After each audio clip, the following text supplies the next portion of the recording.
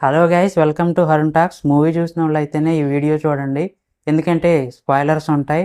అసలు supreme king యాస్కిన్ ఎవరు, next పార్ట్లో మనం ఏం ఎక్స్పెక్ట్ చేయొచ్చు, ఫస్ట్ పార్ట్ చూసిన తర్వాత నెక్స్ట్ పార్ట్లో రిపీట్ కాకూడని కొన్ని మిస్టేక్స్ ఉన్నాయని అనిపించింది. వాటి గురించి కూడా మాట్లాడతాను. మెయిన్ కంటెంట్లోకి వెళ్ళే ముందు ఈ ఛానల్ని నేను కొత్తగా స్టార్ట్ చేశాను. ఇలాంటి ఇన్ఫర్మేటివ్ వీడియోస్, రివ్యూస్ ఇలాంటివి అప్లోడ్ చేస్తూ ఉంటాను. కొంచెం సబ్స్క్రైబ్ చేసి ఎంకరేజ్ చేయండి చాలు. ఇక మెయిన్ కంటెంట్లోకి వెళ్తే అసలు సుప్రీం కింగ్ యాస్కిన్ ఎవరు? నేనైతే తను ఒక ఆర్టిఫిషియల్ ఇంటెలిజెన్స్ అనుకుంటున్నా. అదేంట్రా ఆర్టిఫిషియల్ ఇంటెలిజెన్స్ ఎలా అవుతాడని మీరు నన్ను అడిగారు అనుకోండి, నేను 3 పాయింట్లు చెప్తా. ఒక సీన్లో రాజేంద్ర ప్రసాద్ గారు యస్కిన్ని 200 ఏళ్ల రాక్షసుడు అంటారు. ఒక మనిషి 200 ఏళ్ళు ఎలా బ్రతకగలడు? బ్రతకలేడు. మరి యస్కిన్ ఎలా బ్రతకుండొచ్చు? యస్కిన్ని చూపించిన ఫస్ట్ సీన్లో తనకి 2 పక్కల మనుషులు ఉన్నట్టు చూపిస్తారు. వాళ్ళని చూస్తుంటే హైబర్నేషన్లో ఉన్నట్లు అనిపిస్తుంది. సైంటిస్టుతో యస్కిన్ నేను చావుకు చాలా ప్రాణాలు ఇచ్చానని అంటాడు. ఈ డైలాగ్ని బట్టి చూస్తే ఆ హైబర్నేషన్లో ఉన్న వాళ్ళు క్లోన్స్ అని అర్థం అవుతుంది. పాయింట్ నెంబర్ 2, సైంటిస్టుతో యస్కిన్ కన్వర్సేషన్ ఎలా ఉంటుందంటే తను ఒక మనిషి కాదు అని అర్థం వచ్చేలా ఉంటుంది. మీరు బూడిద చేస్తున్న ప్రకృతిని మీకు అందనంత దూరంలో ఉంచాను, హ్యూమన్ బీయింగ్స్కి ఉన్న డిఫెక్టే అది, ఈ శరంలో మీ డిఫెక్ట్కి సొల్యూషన్ ఉంది అనే డైలాగ్స్ తను మనిషి కాదు అని అర్థం వచ్చేలా ఉంది. పాయింట్ నెంబర్ 3, యస్కిన్ స్కల్ లోపల రెడ్ కలర్లో గ్లో అవుతూ ఒక లైట్లా కనిపిస్తుంది. నాకేమనిపిస్తుందంటే లోపల మెషిన్స్ ఉన్నాయని, ఒక రోబో హెడ్ లాగా. ఇవన్నీ చూస్తుంటే అంటే ఈ క్లోన్స్ మనిషి కాదని అర్థం వచ్చేలా డైలాగ్స్, గ్లో అవుతున్న స్కల్ ఇవన్నీ చూస్తుంటే తను ఒక ఆర్టిఫిషియల్ ఇంటెలిజెన్స్ అవ్వడానికి ఎక్కువ ఛాన్సెస్ ఉన్నట్లు అనిపిస్తుంది. కానీ పూర్తిగా కాదు.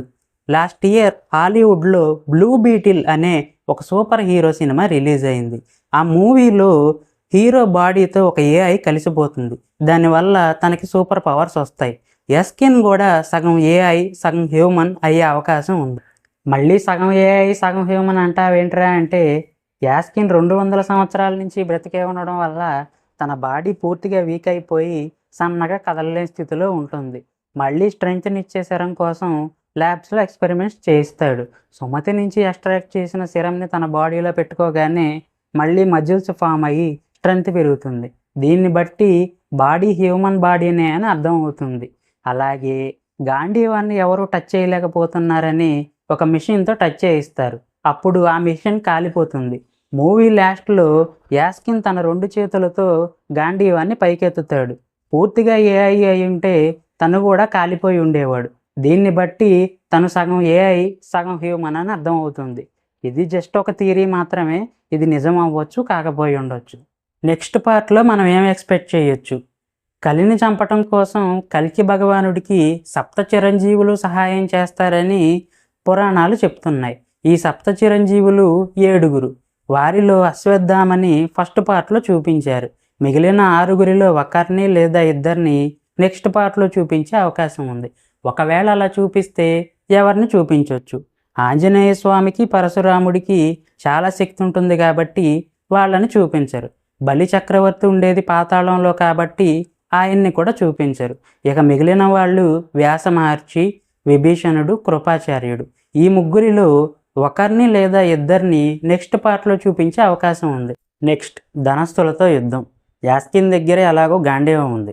అశ్వత్థామ దగ్గర ఉన్న విజయధనస్సు భైరవ్ చేతిలో పనిచేస్తుందని చూపించారు. కాబట్టి నెక్స్ట్ పార్ట్లో వీళ్ళిద్దరి మధ్య ధనస్సులతో యుద్ధం జరిగే ఛాన్స్ ఉంది. కాకపోతే ధనస్సుతో యుద్ధం చేయాలంటే ధనుర్విద్య తెలిసి ఉండాలి. భైరవ్ని ఎలాగూ కర్ణుడికి రీఇన్కార్నేషన్లా చూపించారు కాబట్టి భైరవ్కి ధనుర్విద్య తెలియాల్సిన అవసరం లేదు. కానీ యాస్కిన్కి అలా కాదు. ధనుర్విద్య తెలియకుండా తను గాంధీవంతో యుద్ధం చేయలేడు. ధనుర్విద్య సంపాదించడానికి నాకు తెలిసి 3 మార్గాలు ఉన్నాయి. ఒకటి, ధనుర్విద్య తెలిసిన గురువు దగ్గర ట్రైనింగ్ తీసుకోవాలి. శివుడి దగ్గర పరశురాముడు ట్రైనింగ్ తీసుకున్నాడు. భీష్ముడు, కర్ణుడు పరశురాముడి దగ్గర ట్రైనింగ్ తీసుకున్నారు. ఇలా ధనుర్విద్య తెలిసిన గురువు దగ్గర ట్రైనింగ్ తీసుకోవాలి. 2, వరంగా ధనుర్విద్యను సంపాదించవచ్చు. రామలక్ష్మణులకి ధనుర్విద్య నేర్పిన విశ్వామిత్రుడు తపస్సు చేసి శివుడి దగ్గర నుంచి ధనుర్విద్యను వరంగా సంపాదించాడు. 3, దానంగా కూడా ధనుర్విద్యని సంపాదించవచ్చు. పరశురాముడు చేసిన దానం వల్ల ద్రోణాచార్యుడు ధనుర్విద్యని సంపాదించాడు. ఆ తర్వాత ఆ ధనుర్విద్యని అర్జునుడికి, అశ్వత్థామకి నేర్పించాడు. ఇలా ఈ 3 మార్గాల్లో ధనుర్విద్యని నేర్చుకోవచ్చు. యాస్కిన్కి ధనుర్విద్య తెలియకపోయినా కూడా సెకండ్ పార్ట్లో ఖచ్చితంగా ధనస్సులతో యుద్ధం అయితే ఉంటుంది. ఎందుకంటే ఎటువంటి ఇంపార్టెన్సు లేకుండా గాంధీవం లాంటి వెపన్ని ఫస్ట్ పార్ట్లో చూపించారని అయితే నేను అనుకోవట్లేదు. నెక్స్ట్, టెక్నాలజీలో అప్గ్రేడ్. ఫస్ట్ పార్ట్లో చాలా ఫ్యూచరిస్టిక్ టెక్నాలజీని చూపించారు. మనుషులని చేతులతో పైకి లేపే స్టాచ్యూ కానీ, వెపన్స్ కానీ, వెహికల్స్ కానీ, గ్యాడ్జెట్స్ కానీ ఇలా చాలా చూపించారు. నెక్స్ట్ పార్ట్లో ఇంకా కొత్త వెపన్స్, గ్యాడ్జెట్స్, వెహికల్స్ ఇలా చాలా చూపించే ఛాన్స్ ఉంది. నెక్స్ట్, ఇంటర్వెల్ తర్వాత అశ్వత్థామకి, భైరవకి ఒక ఫైట్ జరుగుతుంది. ఈ ఫైట్ జరిగిన ప్లేస్లో ఒక పెద్ద ఆస్ట్రోనాట్ స్టాచ్యూని చూపించారు.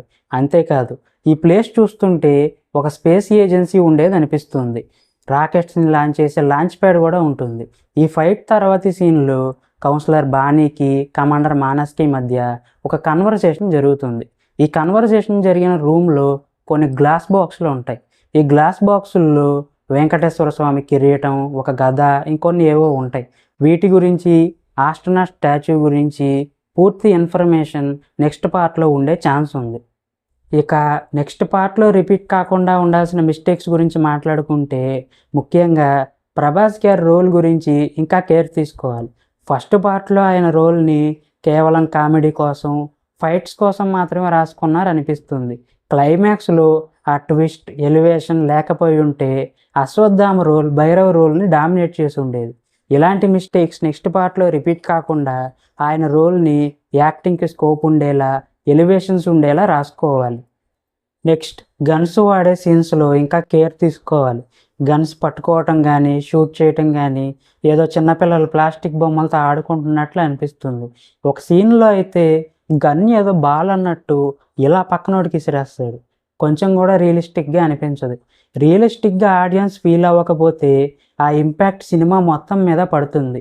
కాబట్టి ఇలాంటి విషయాల్లో ఇంకా కేర్ తీసుకోవాలి. నెక్స్ట్ పార్ట్లో రిపీట్ అవ్వకుండా చూసుకోవాలి. ఇక దిశా పటాని రోల్, అసలు ఎందుకు రాసుకున్నారు ఆమె రోల్ని? భైరవ్ని ఎవరో ఒకళ్ళ కాంప్లెక్స్కి తీసుకెళ్ళాలి కాబట్టి ఆమె రోల్ని రాసుకున్నారా? లేకపోతే నెక్స్ట్ పార్ట్లో ఆమె రోల్ ఇంకా ఉంటుందా? కనీసం బాహుబలి సినిమాలో తమన్నా రోల్లో అయినా ఆమె రోల్ని రాసుకుంటే బాగుంటుంది. మీరేమనుకుంటున్నారు? నెక్స్ట్ పార్ట్లో రిపీట్ కాకుండా ఉండాల్సిన మిస్టేక్స్ ఇంకా ఉన్నాయి అనుకుంటున్నారా? లేదా నెక్స్ట్ పార్ట్లో మీరేం ఎక్స్పెక్ట్ చేస్తున్నారు? కామెంట్స్లో రాయండి. ఈ వీడియో మీకు నచ్చితే లైక్ చేయండి, షేర్ చేయండి, సబ్స్క్రైబ్ చేయటం మాత్రం మర్చిపోకండి. నెక్స్ట్ వీడియోలో కలుద్దాం.